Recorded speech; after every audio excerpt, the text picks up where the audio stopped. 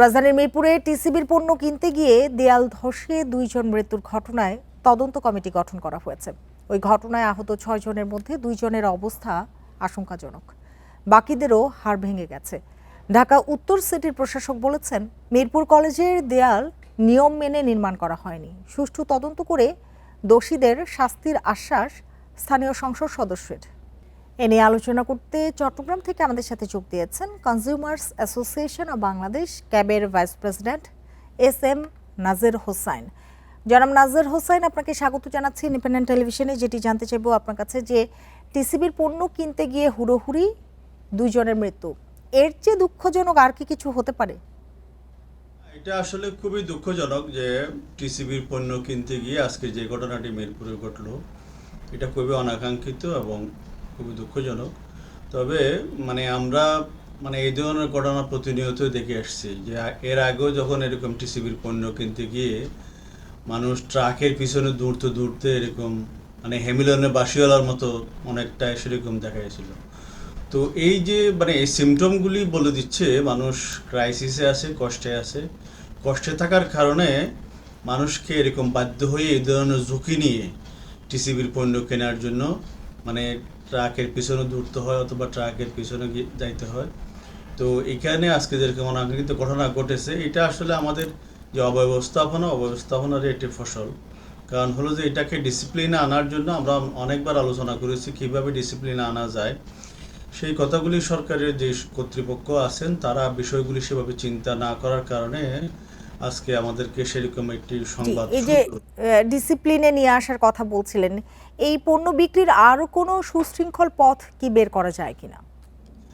না, এটা হলো যে ধরেন এই একটা একটা ব্যবস্থা ইতিমধ্যে করা হয়েছে। টিসিবি পণ্যগুলি যেখানে দেওয়া হচ্ছে সেখানে স্থায়ী দোকানের মাধ্যমে দেওয়া হচ্ছে। ট্রাক সেলের বিষয়গুলি একইভাবে যদি যেখানে যেখানে ট্রাক সেল করা হবে সেখানে নির্দিষ্টভাবে যারা আসবে তাদের তাদের তালিকাভুক্ত যদি আগে থেকে করা হয় তাহলেও কিন্তু এই প্রবলেমটি অনেকাংশে কমানো যাবে। ধরেন আমরা দেখি যে ট্রাকে হয়তো 500 জনের জন্য নিয়ে আসছে, কিন্তু লোক দাঁড়া যায় 2000। তো এখন 500 জন পণ্য পায় আর 1000 ফেরত যায়। তাইলে যদি আপনি ওইখানে 500 জনেরই দিবেন, তাহলে আগে থেকে যদি তাদের তালিকাভুক্ত করে রাখেন তাহলে কিন্তু এই অনাকাঙ্ক্ষিত লোকজন, বেশি আসার লোকজন তারা কিন্তু আসতো না। তো এই ধরনের কতগুলি ব্যবস্থা নেওয়া যেতে পারে, যেটা করতে পারলে আসলে একটা ডিসিপ্লিনে আসবে। তবে এই যে ধরেন বেশি লোক আসতেছে অথবা যাদেরকে দেওয়া হচ্ছে, অনেকে আবার মাঝে মধ্যে বলে থাকেন যে একই লোক বারবার পাচ্ছে বা একজনও 2বার আসছে, সেরকম ঘটনাগুলিও এড়ানো যেত। এই বিষয়গুলি সেভাবে চিন্তা করলে আসলে একটা ওয়ে বের করা যেত। আর যারা আসতেছে আমরা তো দেখতেছি ওইখানে আমাদের কর্তৃপক্ষ মাঝে মধ্যে বলে থাকেন যে আমাদের ক্রাইটেরিয়ার বাইরে অনেকে আসছে, কিন্তু আমরা যেগুলো যে চেহারাগুলি টেলিভিশনের পর্দায় দেখি অধিকাংশ মানুষই নিঃস্ব সাধারণ মানুষ, যাদের আসলে খেটে খাওয়া মানুষ। তো এইগুলো 2বার আসবে সেরকম মনে হয় না, কারণ একটা লাইন পার হয়ে যেতে তাকে অনেকক্ষণ দাঁড়ায় থাকতে হয়, অনেকক্ষণ সময় নিতে হয়। তো এই যে দীর্ঘক্ষণ দাঁড়িয়ে থেকে তাদেরকে নিতে হচ্ছে, তো এই জায়গাতে একটা ডিসিপ্লিন আনার জন্য আমার মনে হয় যে কর্তৃপক্ষ চিন্তা করলে আরেকটি বিষয় জানতে চাই যে টিসিবি সুলভ মূল্যে পণ্য বিক্রির এই যে প্রভাব, সেটি কেন সাধারণ বাজারে পড়ছে না?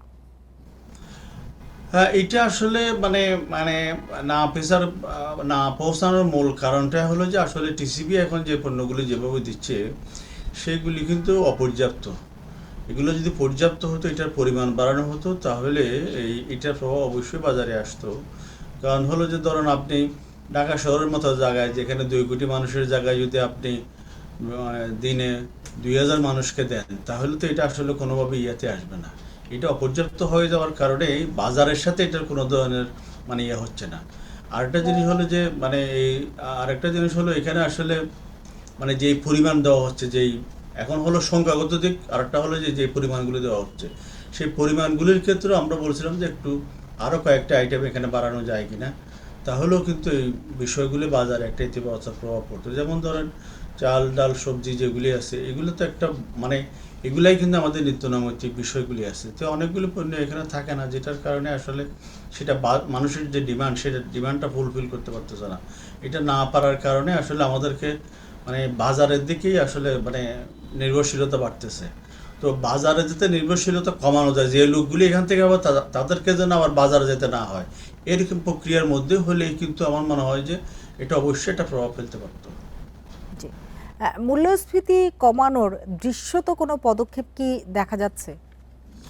না, এটা খুবই আসলে মানে দুঃখজনক। সেটা হলো যে আসলে আমরা বারবার বলে আসছিলাম মূল্যস্ফীতি কমানোর জন্য মানে সরকারের পক্ষ থেকে এই নতুন সরকার দায়িত্ব নিয়েছেন, তাদের নির্বাচনের এজেন্ডাতে বিষয়গুলি ছিল। কিন্তু আমরা সরকারের ধরেন মানে যেই কয় মাস সরকার পার করলো সেখানে আমরা আসলে দৃশ্যত সেরকম উদ্যোগগুলির কিন্তু ঘাটতি দেখছি। যেমন ধরেন আপনি মূল্যস্ফীতি কমানোর জন্য মানুষের যেগুলো খুবই এসেনশিয়াল খাদ্যপণ্য, এগুলোর ক্ষেত্রে সরকার 63টি পণ্যের আমদানি শুল্ক কমিয়েছেন। কিন্তু আমরা দেখলাম যে এটা বাজারে কোনো প্রভাব নাই। আমদানি সরকার কিন্তু রাজস্ব হারাচ্ছে, কিন্তু বাজারে তার কোনো প্রভাব নাই।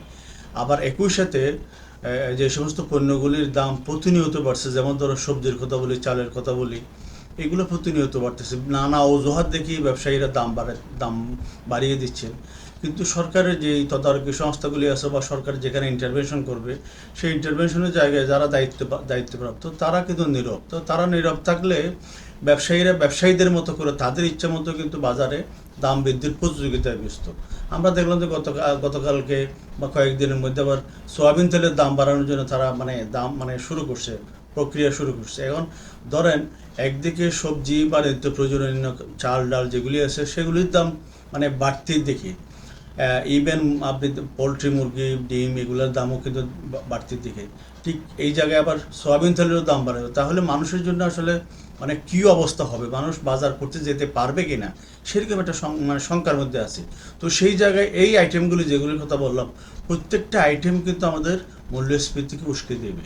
তো সেই জায়গায় সরকার যদি এই জায়গাতে কোনো ধরনের ইন্টারভেনশন না করে, এগুলোকে থামানোর চেষ্টা না করে, তাহলে তো মূল্যস্ফীতি কোনোভাবে আপনি এখানে থামিয়ে রাখা যাবে না, লাগাম টানা সম্ভব হবে না। জি, বুঝতে পেরেছি। জনাব নাজের হোসেন, আপনাকে অনেক ধন্যবাদ আমাদের সাথে যোগ দেওয়ার জন্য, সময় দেওয়ার জন্য।